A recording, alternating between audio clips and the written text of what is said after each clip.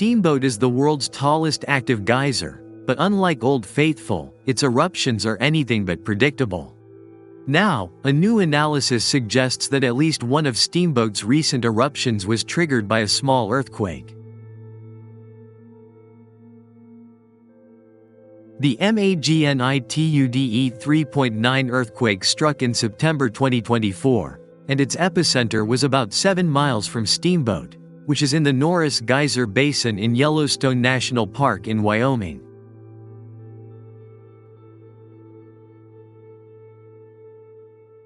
Someone ran over there right after the earthquake to see if Steamboat was doing anything, and right after the earthquake, everything seemed normal, recalls Mara Reed, a graduate student at the University of California, Berkeley. But about 8 hours later, whoosh! Steamboat had one of its biggest eruptions ever, shooting water hundreds of feet into the air. Reed and some colleagues wondered if the two events were related, and conducted an analysis just published in the journal Volcanica. The report comes days after Steamboat experienced another eruption that followed an earthquake. This time, a magnitude 4.1 eruption with an epicenter about 100 miles away from the geyser.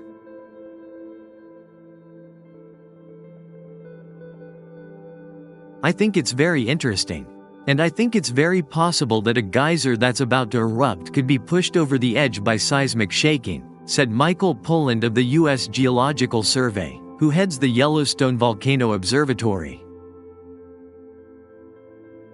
But it's very, very hard to prove beyond a reasonable doubt, he said, because there's always the possibility that it's just a coincidence. Rockstar Geysers. The world has only about 1,000 geysers, and about half of them are in Yellowstone. Besides being interesting in their own right, they're a good analogy for volcanoes.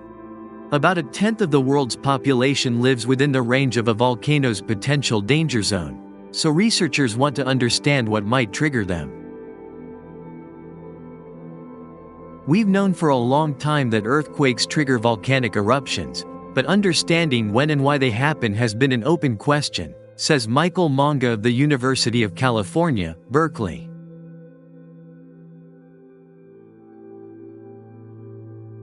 Geysers provide another opportunity to study how pressure affects fluids, he says, because the underlying physics is similar.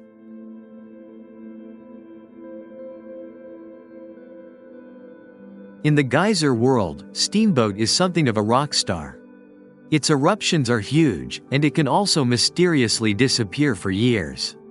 When it wakes up and becomes active, it can erupt every few days. Or it can erupt weeks or months apart. Steamboat is special. Right now, Steamboat is the king, Pulland says. There are eruptions that might be 400 feet high, and maybe part of the mystery is that it's unpredictable. Scientists have installed several seismometers near Steamboat, and these instruments can pick up tiny vibrations in the ground caused by hot, boiling water. Imagine if you saw a pot of water boiling on the stove. It's pretty powerful, Pulland says.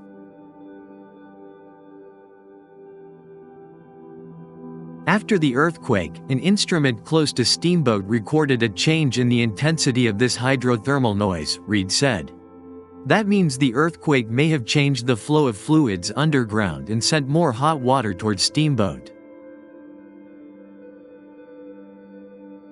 So we know that the hydrothermal system at that point near the seismometer has changed, he said.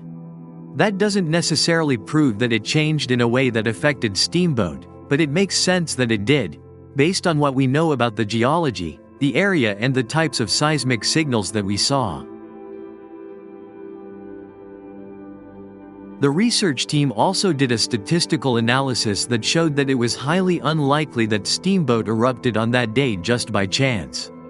Pulland said that for about 2 months before the big eruption, Steamboat seemed ready to blow. It had experienced several small eruptions that sent water spraying only 10 feet or so above its vent. The same thing happened this month on October 7, when a magnitude 4.1 earthquake struck near Dillon, Montana, about 100 miles from Steamboat.